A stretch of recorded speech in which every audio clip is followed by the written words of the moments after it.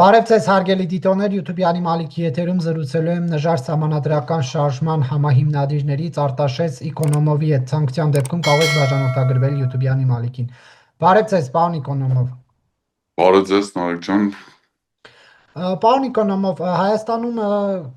տարբեր իրադարձություններ են տեղի ունենում, որոնք նաև 2026 թվականի ընտրությունների ընդառաջ ձեր շարժումը եւս հավակնում է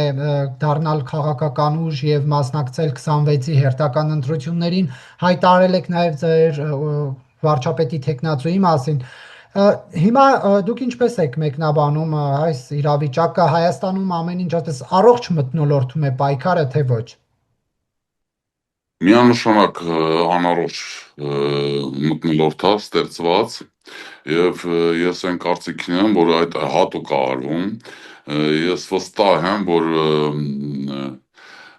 Հայաստանի քաղաքացիների դեմ թե արտաքին ուժերը, թե ներքին ուժերը լրատվական պատերազմ են վարում իրականում, շատ ծանր տեխնոլոգիական լրատվական պատերազմ, այսպես ասեմ, հա, շատ բարձր տեխնոլոգիաներ են օգտագործում եւ ես ինչ ասեմ, ուզում իրականում ասեմ, որ գիտեք ոնց Փաշինյանը շատ լավ ուսանող է, ինչքան հասկանում, բացի նրանից, որ լավ պոպուլիստ է, լավ սուտասան է, լավ ուսանող է, ինքը լավ միանգամից ընտրնում է, հասկանում է, թե որտեղ է սխալներ արել, օրինակ Լենինականի փաստորեն Գյումրիի ընտրությունները երբ որ կայացան, ինքը կարողացավ ես վստահ եմ, որ իրան օգնում են ինչ որ ուժեր, որ ինքը կարողանա դրանից իր եզրակացությունները անի եւ լավ արեցին, լավ աշխատեցին ամեն դեպքում, փաստորեն այդ համայնքը խոշորացնելով եւ մարդկանց, ասենք, ցույց տալով, որ իրանց տեխնացուն կապ ունի ուղակի ԿՊ-ի հետ, շատ հետաքրքիր տրամաբանություն էր իրանց մոտ, իրանք հասան իրանց նպատակին, որ մեծամասնությունը ի տարբերություն Գյումրիի կարողացան ստանալ, դա բայց չի աշխատի միջպետական փաստորեն 2026-ի ընտրություններում, փաստորեն ինքը չի կարողանա չասոցացվի ԿՊ-ի հետ, ստեղ ինքը փորձեց այդ տեխնացուի հետ չասոցացվել, այնտեղ փաստորեն պայքարը գնաց ուղակի, ոնց որ մարդը ասում էր ինձ եք ընտրում, ես կապ չունեմ ԿՊ-ի հետ, այդ կերպով գնաց քարոզարշավը եւ ոչ մեկ չմասնակցեց ԿՊ-ից, այդ քաղաքական ոչ մի։ Բայց ինչպես չէին մասնակցում Ալեն Սիմոնյանը, որը ազգային ժողովի նախագահն է, Դավիթ Խուդատյանը, շտաբի ղեկավարն է։ Գիտեք ոնց, իրանք կարող է, որտեղ իրանք բոլորն հասկանում են, որ իրանք ոչ մի խաղ չեն կարող անեն,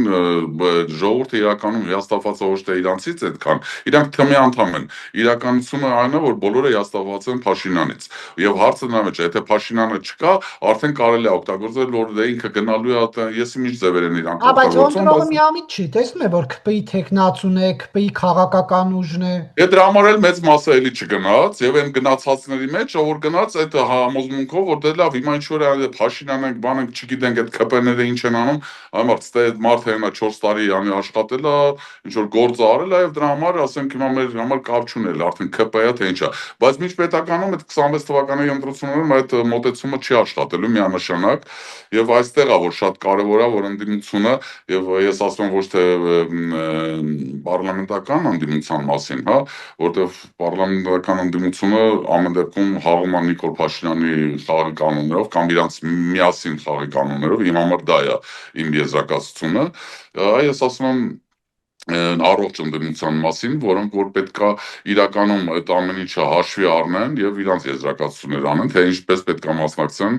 որ չփոշյանա ձայները, այդ ամենակարևոր հարցն ալնելու, բայց չփոշյանալու ամենակարևորը ինչն է, որ մարդկանց համոզել, որ մարդիկ գնան ընտրության, սա է լինելու ամենակարևորը, որովհետեւ իրանց հաղթանակը լինում է միայն այն դեպքում, երբ որ մարդիկ չեն գնում, երբ որ մարդիկ հիասթափված են ու չեն տենում ինչ որ մի հատ ուժի, որը որ կարող է իրանց ներկայացնի պարլամենտում։ Բայց որ նշում եք մարդիկ չեն գնում, արդյոք այդպիսով ընտրությունների մասնակցած այն անձանց գործոնը, դերակատարությունը չի ստորադասվում, որովհետև 15298 հոգի օրինակ իշխանության տեխնացուին քվե տվել, այսինքն ինչ է նշանակում մարդիկ չեն գնում, հա ճիշտ է։ Ինչքանից 70,000-ից համաթել, Նարեկ Հա, ջան։ 69000 քանի արից, բայց հիմա այն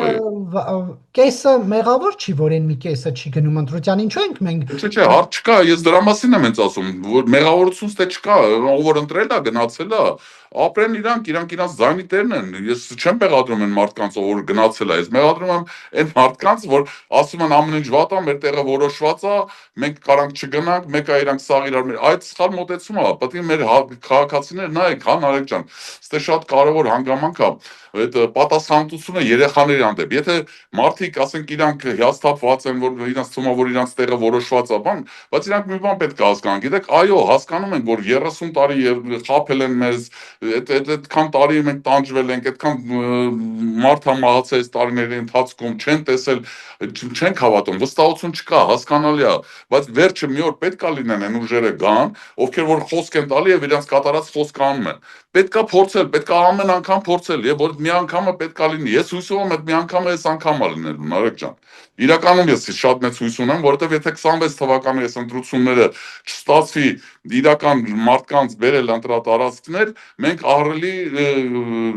ճգնաժամի մեջ ենք ընկնում, չնայած արդեն ճգնաժամի մեջ ենք, ճգնաժամի մեջ ընկնել դրանից էլ ավելի վատ բաներ կարող են լինել, եւ ես վստահ եմ, բայց մեր ժողովրդի իմաստության վրա եւ ես վստահ եմ, որ իրանք մասնակցելու են այս ընտրություններին ավելի շատ, քան երբևէ, որտեվ բոլորը հասկանում են, թե ուր է գնում եւ ինչ է կատարում։ Գիտեք ոնց, այսօրվա ինտերնետի դարում, որ մարդիկ ասեն կարողանում, նախ եւ առաջ շատ ակտիվ են լինելու, ես վստահ եմ ջահելությունը, որտեվ երիտասարդները շատ մենք օրինակ մեր շարժումը շատ է շփվում երիտասարդների հետ, շատ են զանգում, գալիս են, հետաքրքրված են։ Եվ գիտեք ոնց, իրանք հետաքրքրում են այն մանրամասների մեջ, թե ում հետ մենք պատրաստ ենք կոալիցիա կազմել, ում հետ չէ, ուզում են ամեն ինչ իմանան, եւ դա շատ կարեւոր է իրականում։ Նիկոլ Փաշինյանը ընտրություններից հետո շնորհավորելով իր թիմակիցներին մի այսպիսի միտք է գրել, որ ուղղված է Մայրաթորին, կաթողիկոսին, նա նշում է, որ մեջբերեմ Ձեր ընտրությամբ կարևոր լիցք տվեցիք մեր սրբության սրբոցը Մայրաթոր Սուրբ Էջմիածինը Կտրիչ Ներսիսյանից ազատելու գործընթացին, դուք այստեղ ինչ կապ եք տեսնում, օրինակ վաղար շաբաթի ընտրություններ եւ Ես կաթողիկոսի։ իրականում sense բան ասեմ, Նարեկ ջան, գիտեք ոնց, ես իմ համար դա իմ կարծիքն է, որ պետության ղեկավարը եւ մեզ ներկայացնող մարդը թե ներսում, թե դրսում, ասենք այդ ոչ բարոյական մոտեցում է ցուցաբերում այն առումով, երբ որ դիմում է հայ առաքելական եկեղեցու ղեկավարին, հա, Աշխարհի աշխարհի կանոններով, այո, դա իմ կարծիքով ամեն դեպքում գեղեցիկ չի, առաջինը։ Երկրորդը, գիտեք ոնց, սա այդ նույն խաղի շարունակությունն է, այդ ընտրություններից առաջ պարակտել մեր հանրությանը։ Ինչի համար, հա, ասենք ինքը միշտ օգտագործում է եկեղեցունը ստեղ անուններ է տալի իրանց աշխարհի կանոններով, մեկը ասում է ճիշտ ասում, որովհետև մենք գիտենք, այո, եկեղեցականները մեր հասարակության նույն իրավիճակի, հա, այդ մեր արտացոլումը իրանք ստեղից են, իրանք այլ մոլորակային չեն, էլի, որ եկել են եւ պետքա նույն բանը ինչ որ կատարում է մեր հասարակության մեջ, ես վստահ եմ նույն բանն էլ եկեղեցում է կատարում։ Մենք գիտենք թե ընտրությունները ոնց է, այո, ամեն ինչ սխալ բաներ շատ կա, սակայն ես հաշվում եմ, ելի եմ ասում, սա իմ մոտեցումն է, ես վստահ եմ բոլոր պարկեշտ մեր համաքաղաքացիները նույն ձևի են մոտեցում ցուցաբերում։ Նիկոլ Փաշինյանը այն բարոյականության տեր մարդը չի, որ իրավունք ունի եկեղեցում այսպես ինչ որ պայմաններ դնել եւ մեր եկեղեցուն կապնել, սենց ասենք, լավ։ Իսկ այն առաջ քաշած հարցեր անկախ նրանից ով է, հա, դրանք բերել օրակարգ, պետք է դրանց պատասխան տրվի, թե ոչ։ Ես վստահ եմ, որ այսօրվա դրությամբ ոչ մի դեպքում, որովհետև մեր պետությունը այսօրվա դրությամբ գտնվում է շատ ծանր պայմաններով եւ հիմա թվում է թե սա ինչ հարցերը լուծել ենք, բրծել ենք, հիմա եկեղեցու ինչ որ հարցերով պետք է զբաղվել։ Այո, ես նրան գտնում որ պետք է ինքնամաքրվի եկեղեցին, շատ հարցեր կա եկեղեցում, բայց դրանք բոլորը երկրորդական հարցեր են։ Իրանք սարքում են առաջնահերթ այդ երկրորդական հարցը, մենակ նրա պատճառով, որ պարակտեն մեր ժողովրդին։ Այդ պարակտումը բերել է նրան, որ տարբեր մարդիկ, հա, իրար մեջ ընտանիքների մեջ են կռիվ տալի, որ չէ, ճիշտ է, սենց է ճիշտ, չէ, չնայած Նիկոլը սխալ է, բայց մեկը պետքա կաթողիկոսին այդ ամեն ինչը բերում է պարակտման։ Այդ պարակտումը գալու է բերելու նրան, որ քիչ մարդ է գնալու ընտրություններին, էլի հավատները կորցնելու են, այն ինչ որ ուզում է ինքը անի։ Նա ուզում է որ քիչ մարդ գնա ընտրության։ Մենք պետք է հասկանանք, եթե մարդիկ ուզում են ազատվեն Նիկոլին, իրանք պետք է ծանոթանան ուժերի հետ, ուժերի ծրագրերի հետ, եթե չեն էլ ուզում հավես չունեն ծրագրերի հետ ծանոթանան, այմարդ գնացեք ում ուզում եք ընտրեք, բացի Փաշինյանի ԿՊ-ից, բայց գնացեք, էս է կարևորը, ձեր ձայնը շատ կարևոր է, պետք է հասկանաք, ոչ Ամերիկան, ոչ Ռուսաստանը, ոչ մեկ ձեր տեղը չի որոշում։ Այո, կորոշեն մենակ այն դեպքում, երբ որ դուք զբաղված ըլնեք այդ ձեր հարցերով եւ չգնաք ընտրություններին։ Որ առաջարկում եք ընտրել բոլորին բացի Նիկոլ Փաշինյանից, այդ թվում դուք օրինակ առաջարկում եք ընտրել Ռոբերտ Քոչարյանին, Սերժ Ոչ եւ ոչ։ Պարլամենտական ընդդիմադիր ուժերին էլ եմ առաջարկում ոչ մի դեպքում չընտրել, իրանց հետ կապված ուժերին չընտրել, Նիկոլ Փաշինյանի հետ կապված ուժերին չընտրել։ Ինձ թվում է այս ընթացքում 2-3 ամսվա մեջ այդ սպոյլերների անունները սախին པարզ կնի։ Իմ համար པարզ է, բայց ես չեմ բարձրազանի, ես լավ պատկերացնում եմ թե ինչա կատարում, բայց ամեն դեպքում օրինակ մեր համար եւ մենք ասում ենք, որ Փաշինյանի ԿՊ-ն եւ այսօրվա դրությամբ փաստորեն պարլամենտական ուժերը պետքա քաղաքականությունից դուրս մնան, այդ ամենակարևոր հարցն է լինելու, որտեվ այդ 30 տարին այս միշտ շղթայա, նույն շարանն է, բոլորով իրար հետ այն նույն գործը արեցին, ինչ որ ուզում էին։ Այդ արհավիրքը, որ բերեցին մեր գլխին, սա այդ մի շղթայի մի շարունակությունն է եւ լավ սիրուն խաղեր են հաղում։ Բայց իրանց թվում է, որ ժողովուրդը չի հասկանում, ոչ։ Ես իրանց զարմացնում, մեր ժողովուրդը իմաստուն է, ամեն ինչ հասկանում է եւ պատկերացնում է։ Խաբել էլ չի լինի։ Կարան մոռանան։ Պարզապես դուք ինչպես եք պատկերացնում օրինակ Փաշինյանի, Քոչարյանի, Սերժ Սարգսյանի թիմերին ասպարեզից հանելը, երբ մենք տեսնում ենք, որ ոչ միայն համապետական, այլ նաև տեղական մարմինների ընտրությունների պայքարն է այս ուժերի կամ այս ուժերի հետ փոխկապակցված այլ ուժերի միջև ընթանում։ Արեգ ջան, գիտեք ոնց, նայեք, ցավալին այն է, որ այդ մարդիկ 35 տարի համարա իշխանության ղեկին են, սենց ասենք, հա։ Նույն Սերժ Սարգսյանը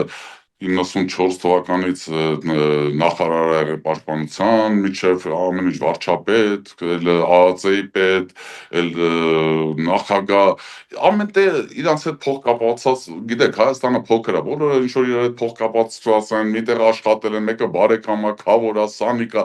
սա ցավալի է իհարկե այս իրավիճակը, որ տենց է, դրա համար հիմա ոնց էլ ֆրազ ամենտեղ ինչ որ իրանց մարդիկ կնեն, բայց այն գլոբալ խաղը, օրինակ ես շատ համաձայն եմ նախ եւ առաջ մոտեցման Հայկ Դեմոյանի, որ առաջարկել է, տենց մի հատ առաջարկ, իմ դուրս շատ այկ է իրականում, ինքը ասում է մենք պետք է այդ կաթարսիսը ապրենք, հա,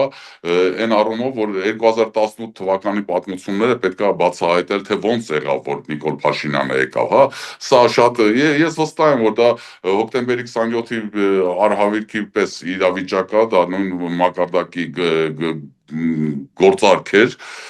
ինչ որ բերեցին մեր պետության, մեր ժողովրդի գլխին,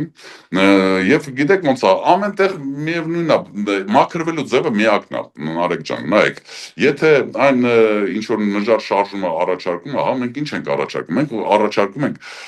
համակարգի փոփոխություն։ Եթե մենք համակարգի այդ փոփոխությունը ինչ որ մենք ենք առաջարկում, որտեղ հիմա նոր ուժեր են առաջացել, որոնք հասկացել են, որ սա շատ ճիշտ ու խելացի մոտեցում է, իրանք էլ են ասում բալանսավորման մասին ուժերի տարբեր ինչ որ տենց բաներ են խոսում, բայց իրանք ասենք այդ հեստեղծությունները չեն արել ու չեն կարող այդ պրոյեկտը այնպես ներկայացնել, ոնց որ մենք ենք ներկայացնում։ Մեր շատ ճշգրիտ հաշվարկված պրոյեկտ է, ոնց պետք է բալանսավորել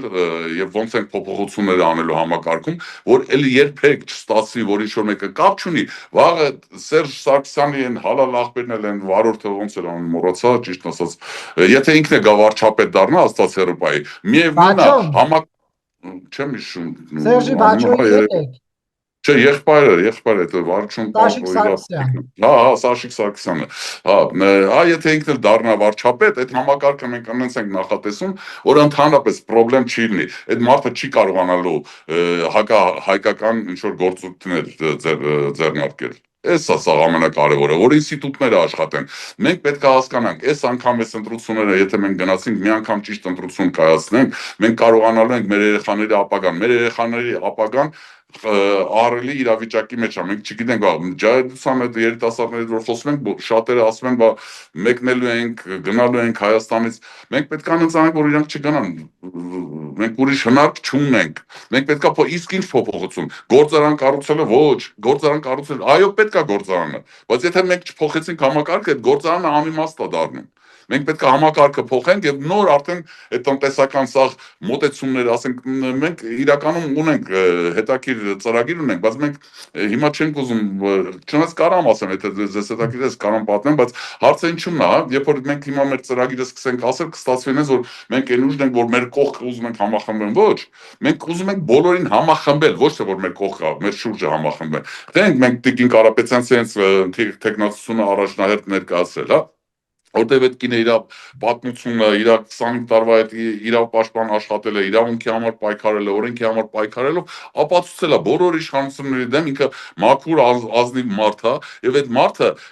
ինչ է տալիս, Նարեկ ջան, որ պատկերացնեք, նայեք, հա, ասենք կուսակցությունները մեկ-մեկ բան են անում, չէ, որ եթե ես գնամ իրանց միանամ կդառնա, որ ես իմ ինչ չեմ, այս պարագայում ոչ մեկ խնդրեմ չունենա, եթե բոլորը հավասարով իրար հետ միանան եւ իրանց մենք առաջարկել ենք մորատորի, որ իրանք հայտարարեն իրանց գաղափարների վրա, աշխարհաքաղաքական եւ իրար հետ որոշենք, այս մի քանի տարով ինչն ենք առաջնահերթ դնում, այդ առաջնահերթ կարևոր փոփոխությունները իրար հետ անենք, որ այդ ինստիտուտները կայանան։ Եթե ինստիտուտները կայացան, մենք արդեն իրականում դրանից հետո տնտեսական փոփոխությունները բաները շատ հեշտ է լինելու անել։ Զարգացումը աճը շատ արագ եւ շատ լավ ձև կկայանի։ Եվ ամփոփելով այս ներքին հատվածը, դուք այսինքն օրինակ կաթողիկոս հետ կապված կարծում եք, որ այդ գործընթացը պետք է լինի, բայց չպետք է լինի Նիկոլ Փաշինյանի ձեռամբ։ Գիտեք ոնց, նայեք, ես մի բան ասեմ, Նարեկ ջան, մենք հրավիրված ենք հավաքի, ասենք, այնտեղ ես գիտեմ, որ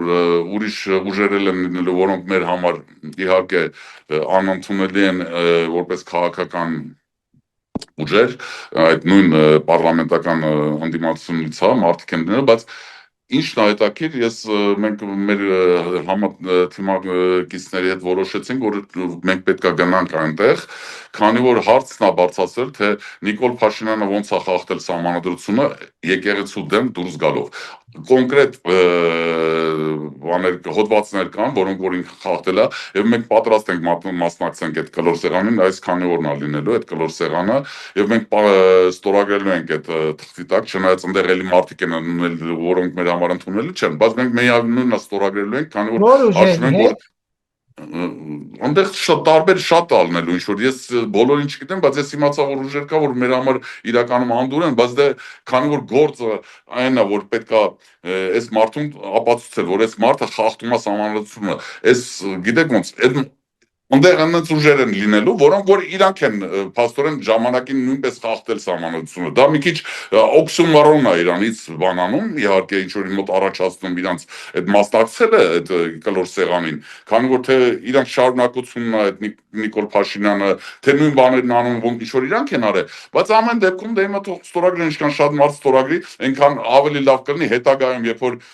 կառավարությունը փոխվի, այս դատական գործերը, որտեղ ես վստահ եմ այդ թուղթը ստորագրել ենք այդ հայտարարությունը եւ գլխավոր դատախազը իհարկե դա չի ընդունել։ Չնայած իրականում ապացուցված է, որ այս մարդը խախտել է օրենսգիրքը առաջարկելու, որ ասում եք չի ընդունելու դատախազը։ Դե արդեն եղել է, հենա Պարուր Հայրիկյանը գնացել է, դիմել է, որ սահմանադրությունը խախտված է, օրենսդրությունն է խախտված, հա, այդ սահմանադրության փոփոխությունների հետ կապված, էլի չեն ընդունել։ Դες արդեն հասկանալի է, իրանք ինչ են անում, պարզ է։ Դե դրա համար հիմա եթե չընդունեն, այդ վաղ գլխավոր դատախազն է հետագայում պատասխան կտա, թե ինչի հիման վրա է, թե հիմունք կա, ոնց չեք հարուցում քրեական գործ։ Ինչ կապ ունի, որ վարչապետն է, եթե խախտել է օրենքը, սահմանադրությունը, կապ չունի, որ վարչապետ է, չէ, պետք է ուրեմն այդ քրեական գործը հարուցվի։ Տենց է թե չէ, Նարեկ ջան, մեր սահմանադրության մեջ տենց է գրած, ճիշտ է։ Ճիշտ է։ Ոչ մեկ իրավունք չունի խախտի, բոլորը պետք է օրենքի դեմ հավասար լինեն։ Սա չի եղել մեր մոտ եւ դրա համար մարդիկ հիասթափված են, վստահություն չունեն։ Իսկ մենք պետք է վերադարձնենք այն ինչ որ մենք ենք առաջարկում, մեր առաջարկածներից ամենակարևոր բաներից մեկը նա է, որ այդ դատական համակարգը, հա, որ պետք է իրականում առանձին ճյուղ լիներ իշխանության, հա, անկախ ճյուղ լիներ, դա գերագույն գլխավոր դատախազը, իրանք պետք է իրականում անկախ լինեն, որ ով էլ գա վարչապետ միշտ վախենա, որ իրանից կախված չի գլխավոր դատախազը եւ ամեն րոպե կարա եթե ինքը սխալ արեց իր դեմ գործ եւ ձերբակալի։ Այդ վաղ վարչապետը իրան իր օրինական բաների մեջ լիազորությունները մենակ կատարի։ Իսկ ինչպես կմեկնաբանեք Նիկոլ Փաշինյանի արտաքին քաղաքականության շրջանակներում կայացրած որոշումները, օրինակ, գիտեք, իշխանությունները օգոստոսի 8-ը մեծ ձեռքբերում են համարում, ասում են, որ արդեն խաղաղություն է հաստատված։ Նայեք, հա, եթե խաղաղություն է հաստատված, այդ վաղ էլի է վախացնում, որ ասում է, եթե ինձ չընտրեք, խաղաղություն չի լինի, պատերազմ կլինի։ Ինչու՞մն է այդ վաղ։ Նոնսենս չի դա։ Դա արդեն նշանակում է, որ էլի ստում է այս մարդը։ Այս մարդը 7 տարվա արդեն 8-րդ տարին է, ամեն անգամ ստում է։ Ամեն ինչ խաբել է, այդ 20 թվականի արհավիրքը բերել է մեր գլխին, ամեն ինչ, ամեն բանը սուտ է եղել այս մարդու ասած։ Բացի նրանից, որ ինքը ասել է, որ 2030 թվականին կունենանք 5 միլիոն հա քաղաքացի, երևի ինքը ի նկատի ուներ, որ 1.5 միլիոնը ադրբեջանցիք են լինելու։ Երևի դա նկատի։ Դա կարող է ճիշտ լինի, եթե ինքը սենց շարունակի։ Իսկ մնացած ամեն ինչ սուտ է եղել։ Այս մարդկանց մոտ ամեն ինչ սուտ է։ Ինքը խափում է, որ ինքը խաղաղություն է բերելու։ Խաղաղությունը ինքը չի բերելու։ Ու ինքը չի բերել։ Եթե ստորագրել է Ալիևը ինչ որ թուղթ, Էրդողանն է գա Ալիևի հետ այդ ապրիլին եվրոպական այդ ինչն էր մոռացել եմ։ Գագաթնաժողովը Գագաթնաժողովին, եթե Էրդողանն էլ գա Ալիևը գան ու ստեղ ստորագրեն այդ թուղթը, դա ոչինչ է այդ թուղթը։ Դա նրա համար առնելու, որ այնքան որ մարդկանց խափեն, որ հեսա տեսեք խաղաղություն են բերել։ Իրական խաղաղությունը այսօր մեզ ապահովում է եւ երաշխիք է տալի ԱՄՆ-ն։ Այդ Տրամպի ուղին, որ էլի եմ ասում, այնտեղ շատ բան կա, որ պետքա ի օգուտ Հայաստանի երևի փոփոխվի, բայց հələ որ པարզ չի իրականում։ Հիմա այսօրվա դրությամբ ինչ որ նոր սկսում են այդ թեման ավելի լուրջ ինչ որ քննարկել, ինչքան ես հասկանում եմ։ Բայց դա ամեն դեպքում պետքա ի օգուտ Հայաստանի մաքսիմում դա օգտագործի, բայց մոտակա 3 տարին Թրամփը իրականում թույլ չի տալ լայնածավալ պատերազմ լինի։ Այդ նույն կերպ Եվրոմիությունը, եվրոդիտորդները, որ կանած են սահմանին, իրանք թույլ չեն տալի, որ սահմանին ինչ որ պրոբլեմներ ունենանք այսօրվա պարագայում։ Բայց Փաշինյանը այդ եվրոդիտորդներին էլ է ուզում հանի, որ իր ձեռները բաց լինի, որ հենց որ պետք կլինի մեր ժողովրդին Ալիևը կարողանա դից շանտաժ երևի ենթարկել ավելի լավ։ Հիմա օգոստոսի 8-ը լավ էր թե վատ։ Ամեն դեպքում ինչ որ մի հատ եթե բան լինում է, հա, ասենք նայեք, տենց մակարդակում, երբ որ ներկայ է ԱՄՆ-ի նախագահան եւ ինքը թեկուզ եւ որպես ոչ թե կողմ է լինում, այլ բան վկա, հա, ինչ որ թուղթ որ ստորագրում մեկը լավ է։ Մի հատ ռուսերեն ասած կա, պետք է ասեմ, «Խուդոյ միր լուչше վայնի»։ Պարոն Իկոնոմով, տեսեք, ձեր այդ բնութագրած լավ թուղթը Նիկոլ Փաշինյանն է ստորագրել։ Հիմա Նիկոլ Փաշինյանը վատ լավ է, դե թող գնա, հերիք է, ինչքան ինքը մի հատ բան եթե հաշվենք լավ արել։ Այդ պատկերացնենք ինքն արել լավ արել։ Բայց լավ բան է արել, ինքն է շուր կգա։ Լավ բան արել, դուք հաշվեք լավ բան է, ես չեմ հաշվում, որ դա ասենք այն լավ բան է, լավ բանը առանց այդ թղթի կարար անել, ինքը միջև է, դրան չվերադառնանք, էլի Նարեկ ջան, եւ կարար անել։ Ես ասում եմ լավ արել, եթե դուք հաշվում եք, որ լավ արել։ Ես ձեր խոսքն եմ կրկնում, ես գնահատական չեմ տալիս։ Եթե դուք սա հաշվում եք, որ դա ստորագրած է, իսկ ես չեմ հաշվում, որ դա ստորագրած է։ Ամեն բան, որտեղ որ կա, ես ասում եմ, Ամերիկայի նախագահան, թեկուզ եւ որպես վկա, դա լավ է։ Ես այդ եմ ասում, ոչ թե որ լավ արել ստորագրած։ Ամենտեղ որտեղ ինքը կա, ինչ ստորագրություն Նիկոլը լինի, թե ասենք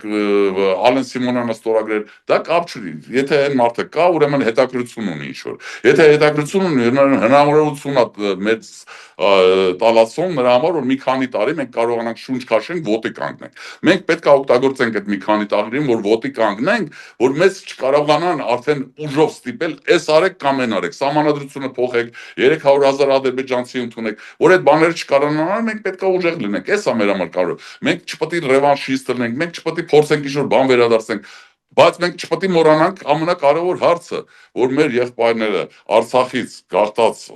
սպիտակ ցեղասպանության ենթարկված մեր հայրենակիցները, մեր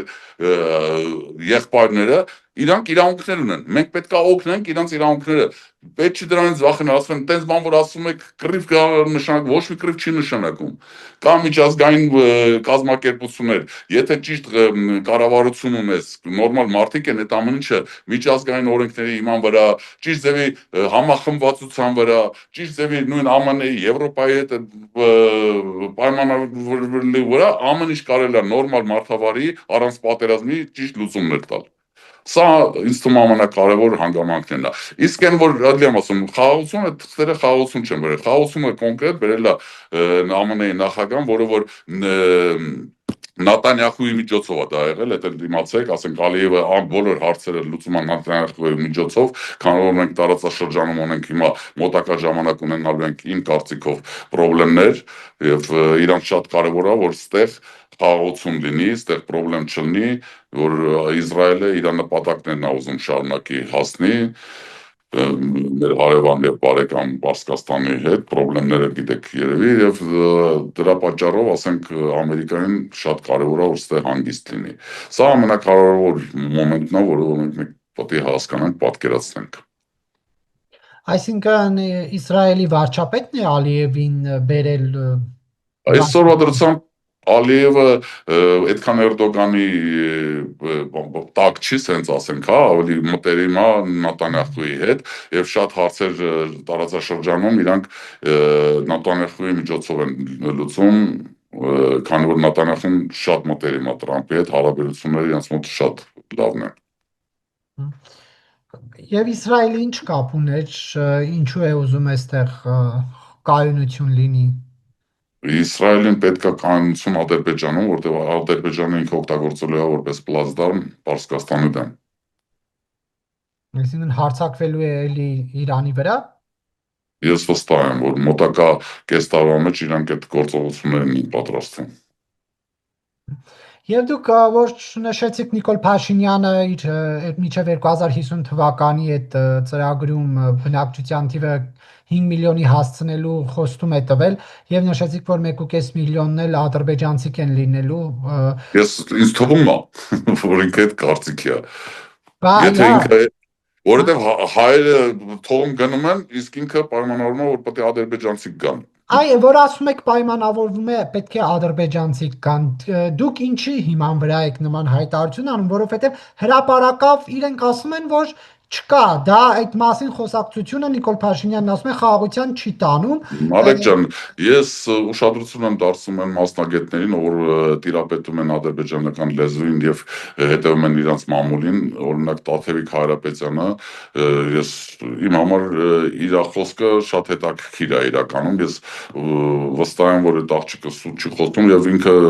այդ ադրբեջանական մամուլից կարդալով ինքը ներկայացնում է շատ տարբեր բաներ, որոնք խոսում են հենց այդ դրա մասին եւ հայատության մասին, այն որ այնտեղ ոչ մեկ չի պատրաստվում մեր այդ խաղաղություն ունենալ, դա ասենք պարզից պարզն է։ Դպրոցներում գրքերը միայն հայատության լցված։ Տեսեք այն ինչ դուք ասում եք պարոն Նիկոնոմով, ես եւս կարդում եմ ադրբեջաներեն չիմանալով, թեկուզ օգտվելով Google-ի հնարավորությունից կամ արդեն ռուսալեզու։ Դուք ժամանակ ունեք դրա, ես չէ։ Ես այդ բան եմ ուզում ասեմ եւ ուզում եմ ասեմ, որ ես ավելի շատ բաներ եմ կարդում, տեսնում եւ այլն, բայց այստեղ հարցը առաջանում ինչքանով է դա Հայաստանի իշխանությունը կիսում, այնտեղ մենք լսում ենք, որ իրենք արդեն Էջմիածինն են համարում իրենց պատմական հողերը, Սևանը, Դե ամեն դեպքում Ալիևը ուղղակի է ասում, չէ, որ պետք է նախապայմանը, սահմանադրությունը փոխեք։ Հիմա առաջին նախապայմանը արդեն կա։ Համաձայն եք իմ հետ, որ ինքը այդ ասել է։ Բայց փաստենք նաև որ անկախության հռչակագրին դեռ անդրադարձ չի եղել։ Մի րոպե, այդ մարդը ուղղակի ասում է, այն մարդը, որ պետք է մեր այդ խաղաղություն, ինքը ասում է, սա նախապայմանն է։ Տենց է թե չէ։ Տրամաբանորեն այո։ Ուրեմն կարող է լինի մի հատ էլ հետո նախապայման Փաշինյանի ընտրվելուց հետո ու էլի մեզ վախացնեն պատերազմ կլինի եթե չընդունեք սահմանադրության փոփոխությունը պատերազմ կլինի եթե չփոփոխեք այդ 300,000 ադրբեջանցի չընդունեք կարա լինի քանի որ այս իշխանությունները մեզ միշտ խաբել են հիմա գիտեք ոնց իրանց մոտի գրած լրատվամիջոցների ասածներին ավելի է կարելի հավատալ քան թե Նիկոլ Փաշինյանի ասածին իմ համար դա ամեն դեպքում ավելի վստահելի աղբյուր է Եվ վերջում, քանի որ մեր ժամանակը սպառվում է, Ռուսաստանի հետ դուք ինչպես եք պատկերացնում հարաբերությունները, պետք է խորացնել թե ոչ, պետք է ավելի նվազեցնել թե ոչ։ Իմ կարծիքն է հապկից պետքա դուրս գալ եւ հավասարաչափ մարդկային որպես պարտներներ, ոչ թե մեծ աղբեր, փոքր աղբեր, այլ մարդավարի միջազգային օրենքների վրա հիմնված մենք ունենք ստորագրված երկկողմանի պայմանագիր, այդ ելնելով այդ երկկողմանի պայմանագրից իրար հետ ինչքանին կարելի է լավ հարաբերություններ ունենալ Հիմա քանի որ Եվրամիության թեմա կա, օրինակ կան որոշ գնահատականներ, որ հնարավոր չէ եւ Ռուսաստանի հետ լավ լինել եւ Եվրոպայի։ Դե եթե հնարավոր չէ, հիմա պետքա իմ կարծիքով եւ մեր օրինակ շարժման համակիրների, ընդհանրապես մեր շարժման ընկերների կարծիքով սենց է։ Նայեք, Նարեկ ջան, մենք ընդհանրապես եվրոպական քաղաքակրթության ներկայացուցիչներ ենք հայերս։ Ինչի։ Առաջինը, որտեղ քրիստոնյա ենք, քրիստոնեությունը եկել անդեից։ Երկրորդը մենք մեզ հռչակել ենք որպես ժողովրդավար երկիր։ Տենց է թե չէ։ Որտեղից է այդ երկուսն էլ գալի։ Այդ երկուսն էլ գալիս է արևմուտքից։ Ուրեմն մենք պետք է ամեն դեպքում գնանք ընդ այդ առաջին մասը։ Երկրորդ կարևոր մասը մենք պետք է հասկանանք, այս աշխարհը գնում է դեպի բարձր տեխնոլոգիաների աշխարհը դառնալու։ 5 տարից հետո մենք չենք ճանաչելու այս աշխարհը, Նարեկ ջան։ Եթե մենք այսօր սկսենք դրա վրա շատ մեծ ուշադրություն դարձնել, մենք շատ հետ կդառնանք։ Այսօր գնում է պատերազմ, ես անունը դրել եմ տեխնոկոլոնիալիզմը առաջանալու։ Չինաստան Ամերիկայի պատերազմն է, սա ռուս-ուկրաինական պատերազմ չի, Իսրայելա-բարսկական պատերազմ չի, սա պատերազմն է երկու գերպետությունների, Ամերիկա եւ Չինաստան, եւ իրանք հիմա շուկաներն են բախշում իրար մեջ։ Սա շուկաների բախշում է եւ լինելու են պետությունները, ովքեր որ լինելու են իրանց կոլոնիաները, հա, իսկ լինելու են պետություններ, որոնք լինելու են պարտներներ, գործընկերներ։ Հիմա մենք պետք է կարողանանք եւ մենք ունենք այդ պոտենցիալը, որ դառնանք գործընկեր, որտեվ իրականում մեր ժողովուրդը այդ պոտենցիալը ունի։ Կրթվածությունը, հմտությունը, այդ ամեն ինչը մենք ունենք։ Եվ մենք պետք է ձգտենք դառնանք ոչ թե որպես իրանց գաղութ, այլ դառնանք իրանց գործընկեր։ Էսա կարևորը մեր համար։ Եվ մենք կարող ենք դա անենք։ Ես վստահ եմ կլինի այդ ամեն ինչը նայեք։ Շնորհակալություն հարցազրույցի համար։ Ես էլ եմ շնորհակալ։